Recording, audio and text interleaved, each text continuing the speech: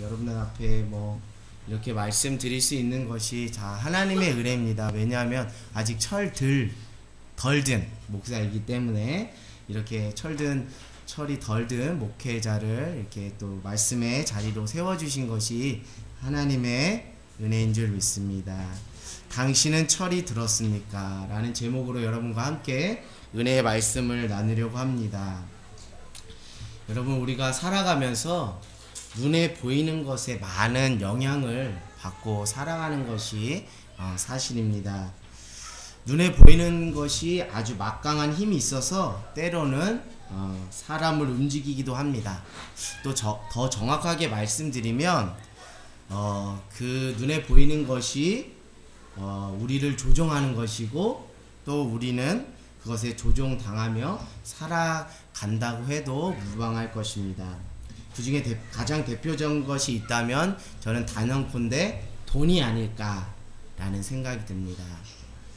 돈이 사람을 조종하고 사람은 돈에 조종을 받는다는 것은 아무도 부정할 수 없습니다.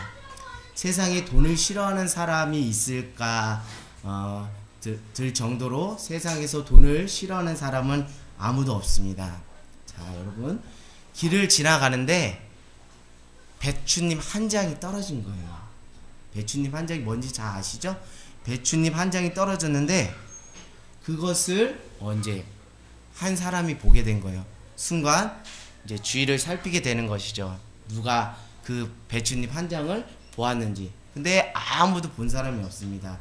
그 10,000원 한 장을 자기 혼자 보게 된 거죠. 그래서 이제 이렇게 살피고 그 10,000원을 주우려고 했는데 신기하게도 그 10,000원이 이렇게 슉 하고 바람이 불었는지 슉 하고 앞으로 지나가더라고요. 그래서 아유 안 되겠다 싶어서 이제는 허리까지 구부리면서 그 이제 10,000원을 주스려고 이렇게 하는데 또 신기한 게 10,000원이 또 슉 하고 앞으로 또 가는 거예요. 왜 이럴까? 왜 이렇게 10,000원이 잡으려고 하면 할수록 휙휙 지나갈까? 참 신기한 일이죠. 쉽게 잡을 수 있는데 그 10,000원이 왜 이렇게 휙휙 지나갈까? 근데 사실은 그 10,000원에다가 누군가가 투명한 줄을 묶은 거예요. 그래가지고 그 사람이 10,000원을 주스려고 하면 뒤에서 숨었다가 이거를 쏙쏙 당기면서 그 10,000원을 잡지 못하게 하는 무엇이냐면 몰래카메라였던 것이죠. 제가 이 장면을 어디서 봤냐면 예전에 TV에서 봤어요. TV에서 이제 실험 카메라라고 해서 사람들이 돈을 얼마나 좋아하는지 직접 실험을 한 거예요. 그래서 떨어진 그 돈을 주시려고 사람들이 올 때마다 이렇게 툭툭 잡아 당기는 그런 모습이 있는데 이 돈 앞에는 장사가 없더라고요.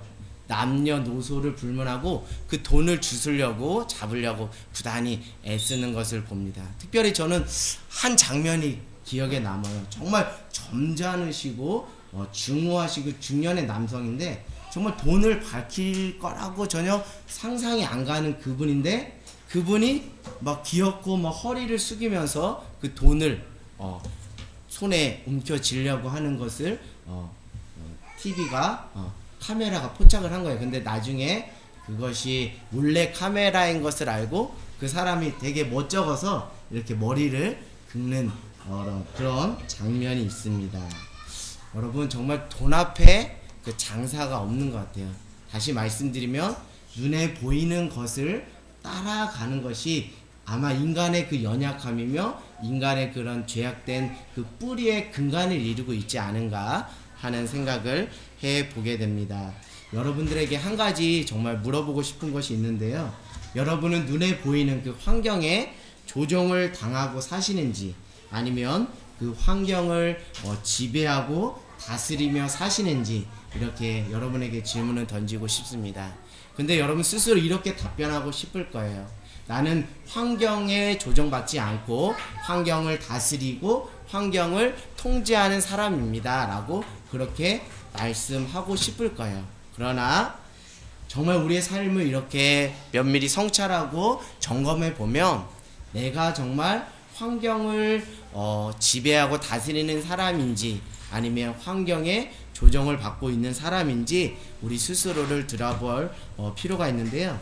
우리는 많은 착각 속에 살아가는 것 같습니다. 내가 환경을 지배하고 또 환경을 다스리는 것 같이 보이지만, 그러나 실상은 내가 환경에 조종을 받고 살아가는 사람에 불과하다는 것을 깨닫게 되는 거죠.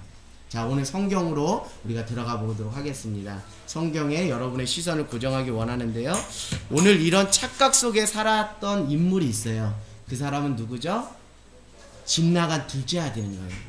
집 나간 둘째 아들은 스스로 내가 환경에 조종받지 않고 스스로 주도적이고 계획적으로 내 인생을 경영하고 다스릴 수 있다라고 생각하면서 그런 다짐을 가지고 집 밖으로 나간 것입니다. 그래서 이제는 아버지의 그늘에서 벗어나 유산을 미리 받아 나도 스스로 어디엔가 가서 누구의 조종을 받지 않고 주도적으로 살아야지 하면서 그 다짐을 가지고 나갔습니다. 그런데 안타깝게도 성경은 그가 얼마 되지 않아서 정말 초라한 모습으로 살아가는 모습들을 표현해 주고 있습니다.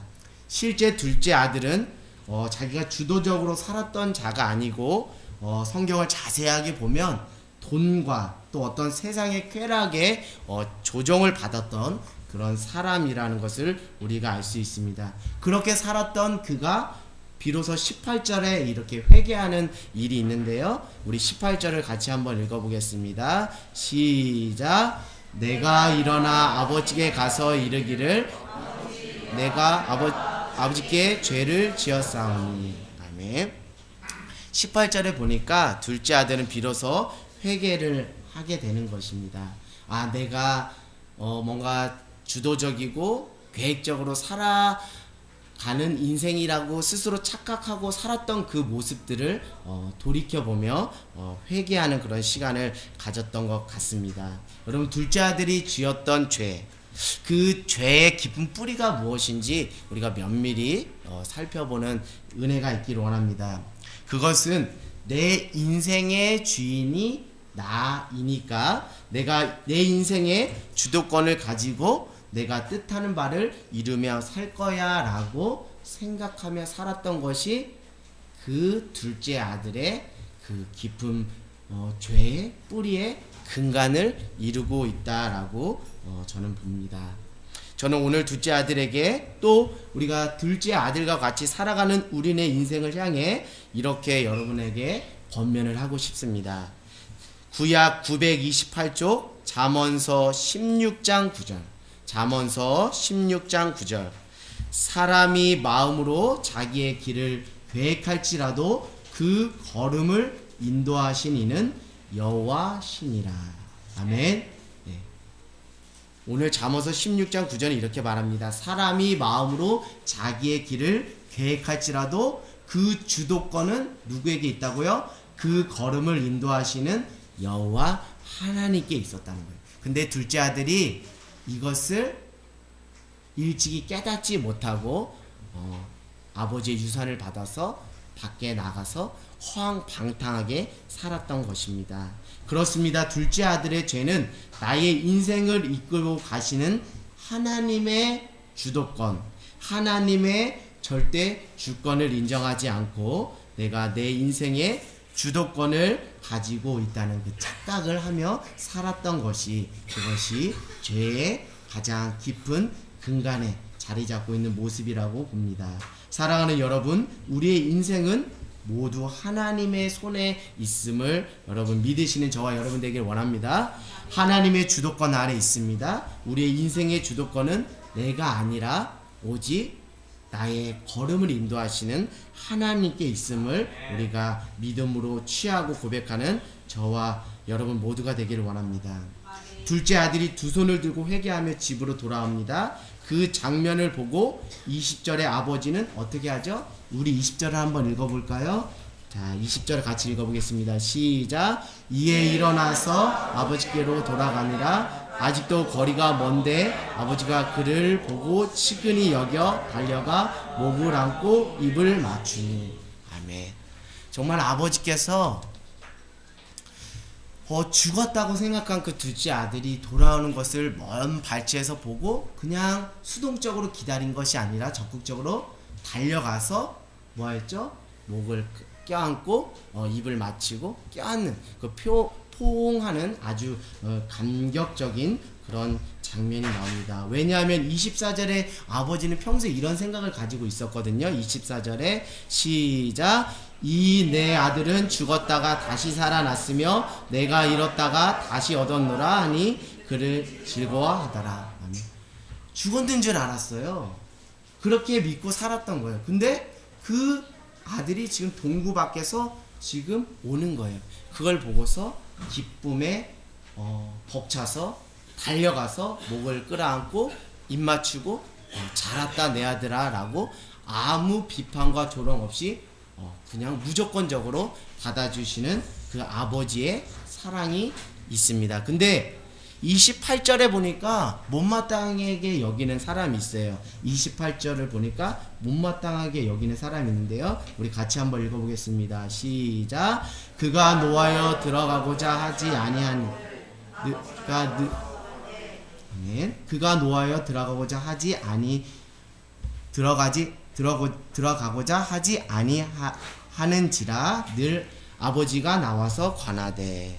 첫째 아들이 둘째 아들이 와서 아버지가 자기 둘째 아들에게 살찐 송아지를 잡고 반지를 끼우고 좋은 옷을 입히고 잔치를 베푸는 그 장면이 못마땅한 것이죠. 그래서 29절 30절에 아버지에게 이렇게 항변을 합니다. 우리 29절 한번 읽어볼까요? 시작. 아버지께 대답하여 이르되 내가 여러 해 아버지를 섬겨 명을 어김이 없거늘 수새끼라도 주어 나와 내 벗으로 즐기게 하신 일이 없더니.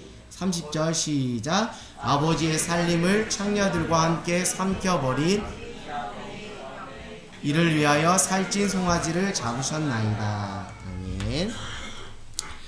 네, 이 첫째 아들은 누가 보아도 착한 효자였습니다. 한 번도 아버지를 속썩이지 않고 성실하게 살았던 자라는 것이 29절과 30절에 나와 있습니다. 그러나 안타까운 것은 아버지의 기쁨에 뭐하지 못했어요? 동참하지 못했어요. 그 기쁨에 함께 동화되지 못했습니다. 사고치고 돌아온 둘째 아들에게 잔치를 베푼다는 것은 자기의 기준과 자기의 생각으로는 절대적으로 옳지 않은 것이라고 생각을 했기 때문입니다. 3대째 목회자로 부름받은 목사님의 이야기를 잠깐 하려고 합니다. 자신은 어렸을 때 장래 희망을 보통 1순위부터 3순위까지 쓰는데 1순위도 목사, 2순위도 목사, 3순위도 목사.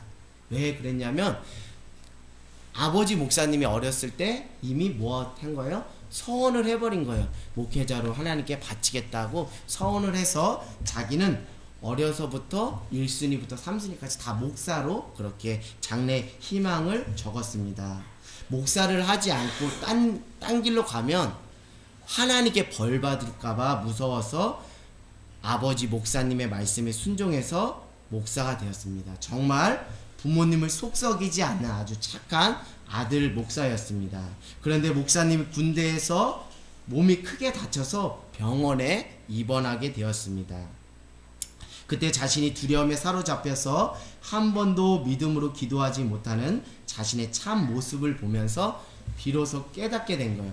아, 내가 정말 죄인이구나 라는 것을 깨닫고 회심하는 사건을 경험하게 되었다는 것이죠. 그는 착하게 사는 것이 믿음 좋은 것이라고 그동안 생각하며 살았는데 착하게 사는 것이 믿음 좋은 것이 아니라는 것을 깨달으며 살게 되었다는 것이죠. 첫째 아들은 자기 열심, 자기 의, 자기 기준에 갇혀 살았던 사람입니다. 그런데 그것이 하나님 앞에서 철저하게 죄라는 것을 모르며 살았다가 목사님, 여기 3대째 목사님이 되셨던 그 목사님이 비로소 그것을 깨닫게 된 것이죠. 첫째 아들과 같이 살아가는 우리의 인생을 향해 한 가지 권면의 말씀을 드릴까 합니다. 우리 고린도 전서 3장 6절에서 7절 말씀 한번 찾아볼까요? 신약에 있습니다. 고린도전서 3장 6절에서 7절 말씀. 우리 고린도전서 3장 6절에서 7절, 신약 266쪽이 되겠습니다. 자, 같이 우리 합독하겠습니다. 시작.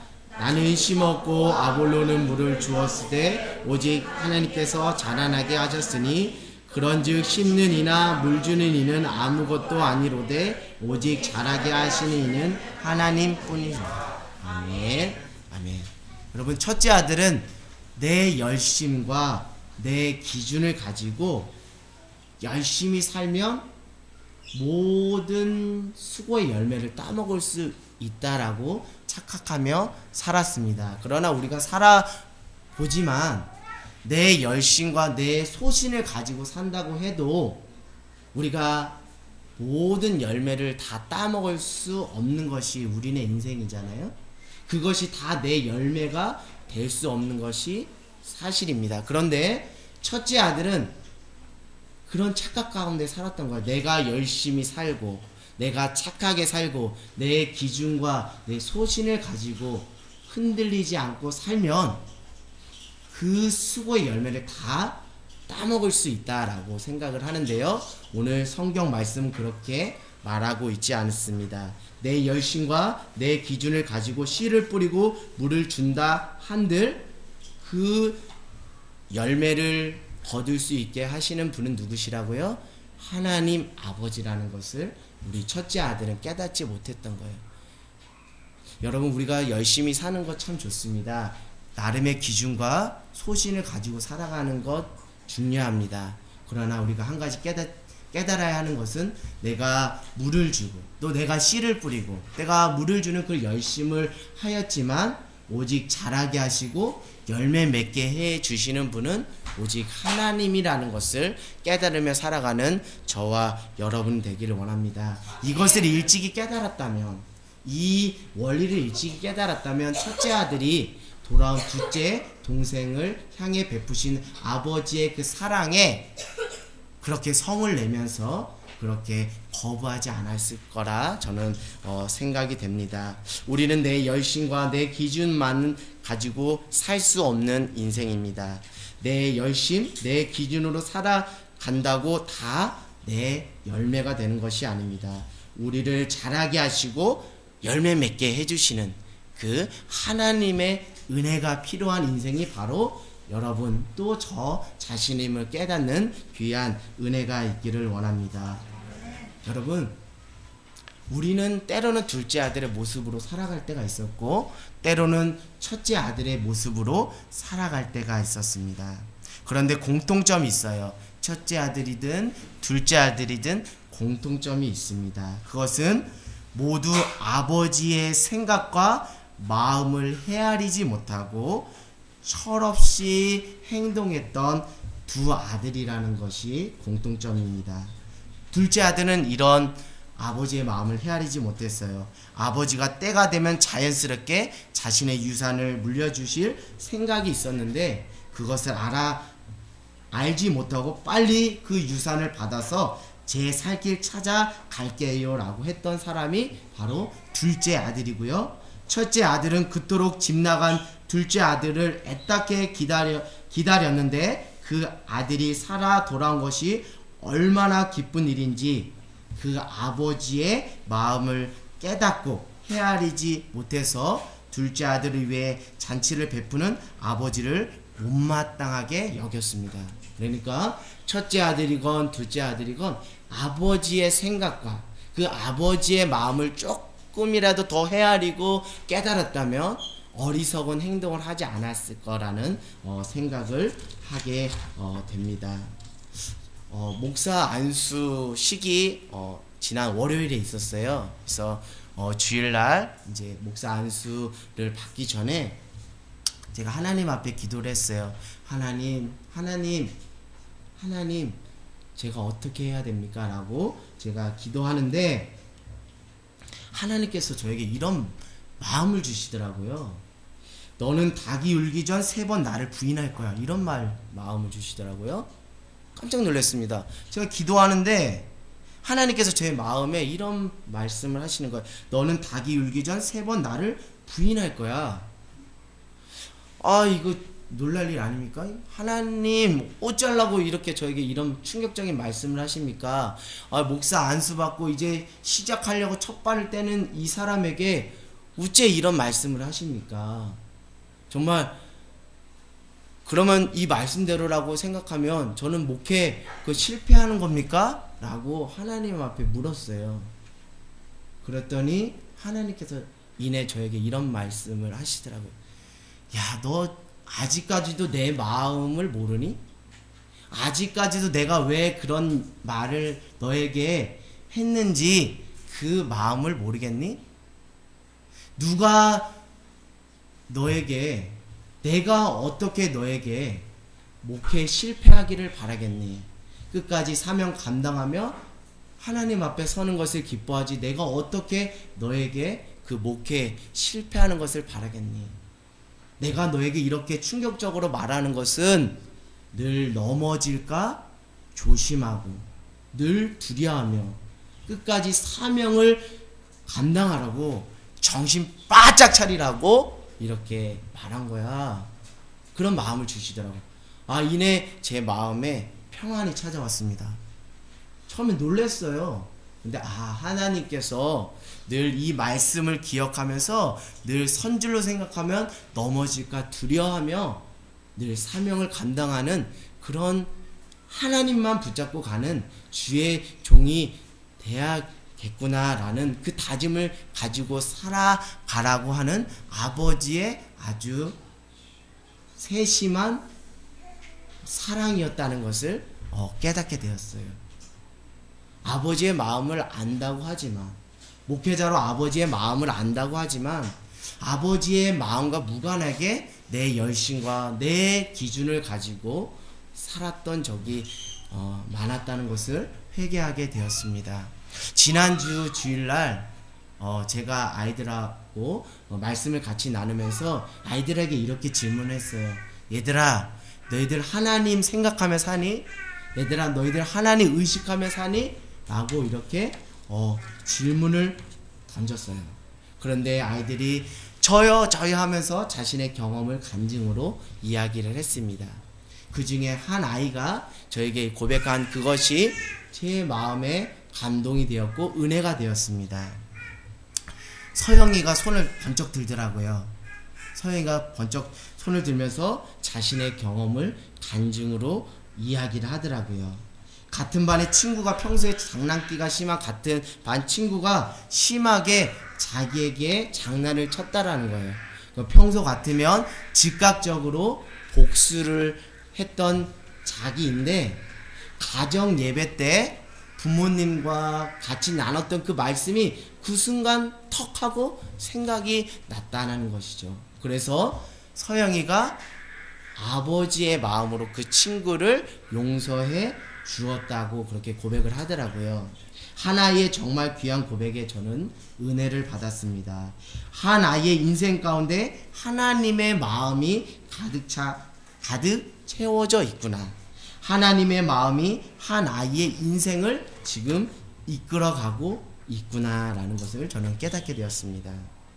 여러분, 하나님의 마음을 헤아리는 자, 하나님의 마음을 소유한 자가 신앙 안에서, 주 안에서 철이 든 사람임을 깨닫는 귀한 은혜가 있기를 원합니다. 착하게 산다고 철든 것이 아니거든요. 누구의 마음을 헤아릴 줄 알고 하나님 아버지의 마음을 헤아릴 줄 알고 그리고 하나님의 마음을 소유하고 그 하나님 주신 마음을 따라 즉시 기쁘게 순종하며 행할 때 그 자가 비로소 하나님께 인정받는 신앙 안에서 철이 든 사람입니다. 여러분, 여러분의 인생을 이끌고 가는 것이 무엇입니까? 돈이 여러분의 인생을 이끌고 갑니까? 명예가 여러분의 인생을 이끌고 갑니까? 정말 누구를 향한 그 강한 미움과 그 증오가 여러분의 인생을 이끌고 갑니까? 아니면 정말 늘 채워지지 않는 그 욕심이 여러분의 인생을 이끌고 갑니까? 또 내가 받은 그 상처가 나의 인생을 이끌고 갑니까? 환경이 나의 인생을 이끌고 갑니까? 도대체 무엇이 여러분의 인생을 이끌고 가는지 여러분 주님 앞에 정직하게 답변하는 귀한 은혜가 있기를 원합니다. 부디 바라고 원하옵기는 말씀을 통해 하나님이 부어주시는 그 마음을 소유하길 원합니다.